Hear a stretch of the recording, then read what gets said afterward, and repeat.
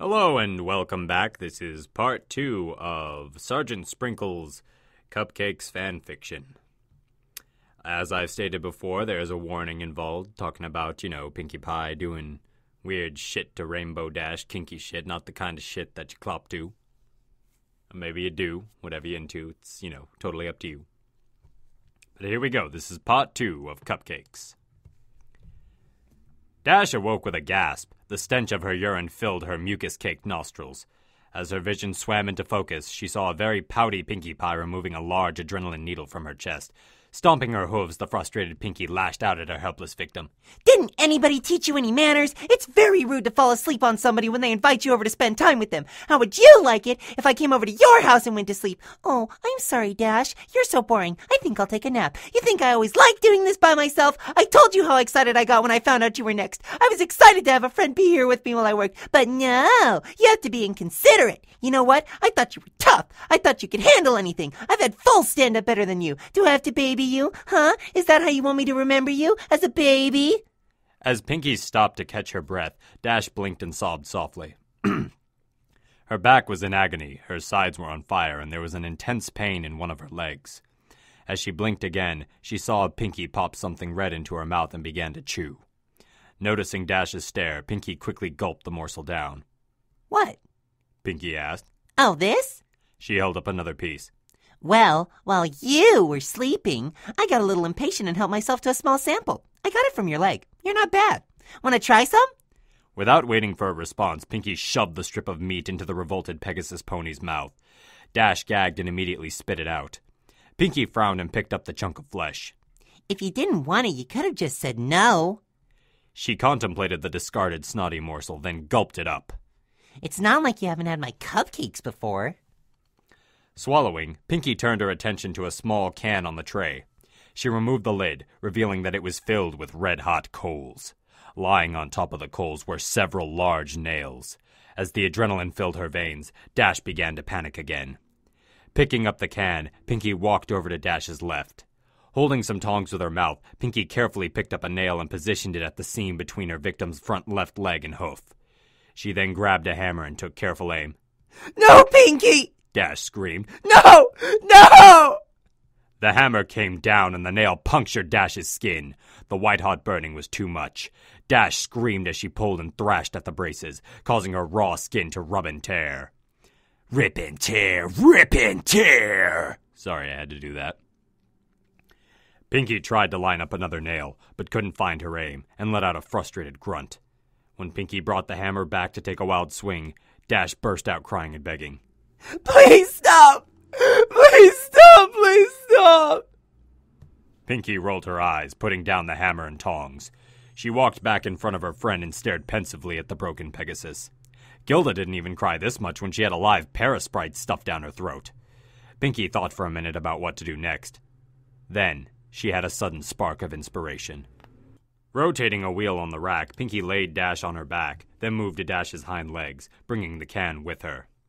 Picking up her tools, Pinkie drove a searing hot spike of metal directly into the bottom of Dash's hoof. As Dash yelled in pain, Pinkie moved around and drove a second nail into the other hoof. Next, Pinkie went back to her cart and located an enormous battery and controller, which she dragged over to where she was working. She tied copper wires between the terminals and nails driven into Dash's hooves, then gave Dash a wink and flipped the switch. Electricity rocketed through Dash's body. The blue pony reacted immediately. Her body seized, and her muscles snapped taut. Dash's hips thrust skyward as her eyes rolled back into her head. She let out a deep, throat-shredding cry. Pinkie giggled and danced in place, then reached down and turned up the juice. Dash convulsed uncontrollably, and her bladder emptied once more. After about 5 minutes, Pinkie shut off the power. Wisps of steam rose from the singed fur around Dash's hoofs, and the area reeked of cooked flesh and burnt enamel. Pinkie rotated Dash upright again and tried to snap the drooling, delirious pony back to attention. Dash! Dash! Rainbow Dash, wake up! Dash moaned and managed to give a modicum of weak acknowledgement. Pinkie studied her handiwork, then reached into the medical bag and produced a large syringe. All right, time for the last round. Dash focused blearily on the needle, which Pinkie took as a question as to what it was. This is a little something to take the pain away, Pinkie informed Dash as she walked around to her victim's ruined back. Dash flinched as Pinky jabbed the needle into the lower part of the blue pony's spine. Moving in front of her friend again, Pinky leaned down and elaborated. In a few minutes, you won't be able to feel anything below your rib cage, and then you'll be able to stay awake and watch the harvest. Dash started to cry again. Pinky, she choked. Yeah? I want to go home, Dash sobbed. Yeah, I can see you wanting to do that, replied the party pony. Sometimes I just want to give up, just say, I'm done with this mess, and go to bed. But you know what? You can't shrug off your responsibilities. You gotta pull yourself together and meet the challenges head on. That's the only way you're gonna get ahead in life. Dash hung her head and cried. Minutes passed as the drug took effect. Eventually, Dash was completely numb from her chest to her flanks. At this point, Pinky approached with a scalpel.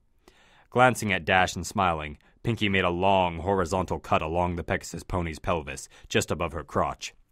Moving up Dash's body, Pinky made a similar incision under her ribs. Finally, Pinky made a long, vertical cut down Dash's stomach, connecting the first two. Looks like I got my eye on you, Dash. Pinky giggled. With a moist, gooey sound, the flaps of skin opened. The sight of her own organs and the lack of feeling caused Dash's breathing to intensify. Pinky carefully sliced open Dash's abdominal sac and grabbed her large intestines. As she separated the organ from the rest of the digestive tract and pulled it out of the new cavity, Pinky grew jovial. Laughing as she gutted her friend, Pinky began to make jokes. Dash, growing weaker from this new source of blood loss, tried desperately to shut out the macabre comedy act. Look at me, I'm Rarity. Pinky laughed, slinging the intestinal tube around her neck and spraying blood in all directions. Isn't my new scarf so pretty? Reaching back inside, she sliced the smaller intestine off from the bowels. Squeezing out the excess excrement, Pinky filed the slimy organ through her teeth and dragged it back and forth. Dentist say you gotta floss every day, Dash. Dash was barely awake for what was going on anymore. The shock was causing her to fade. Disappointed, Pinky dived back into the blue pony's guts, rampaging up her routine. Aw, don't go yet, Dash. Pinky started pulling out the rest of Dash's organs, pausing with each removal. I know I can be a real pancreas, but you know I'm just kidney with you. Well, you really gotta learn to liver it up. Boy, these jokes are getting bladder. Guess you gotta develop a stomach for 'em. Oh, fuck my life, that was bad.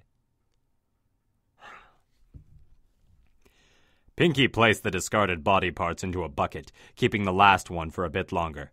Ooh, bagpipes, she said, placing the end of Dash's esophagus in her mouth and the stomach in her armpit. She squeezed and a spurt of acid hit her tongue. Ew! Oh, hey, look, there's your cupcake, Dash. Dash didn't hear her tormentor.